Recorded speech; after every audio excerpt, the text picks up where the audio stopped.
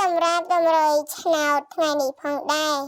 តម្រុយឆ្នោតអាវងយើងខ្ញុំក៏មានលេខ4គ្រាប់ដើម្បីធ្វើការហៅវងចែកលេខជូនទៅកាន់ពុកម៉ែបងប្អូនទាំងអស់គ្នា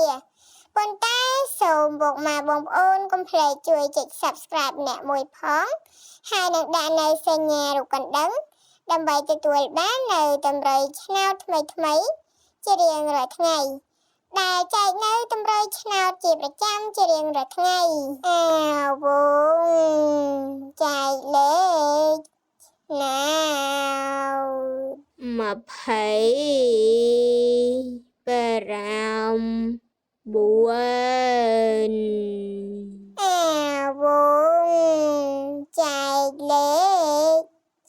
ណាវ5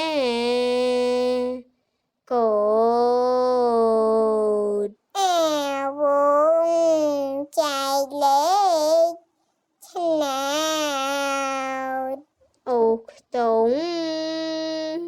20អាវងចែកលេខ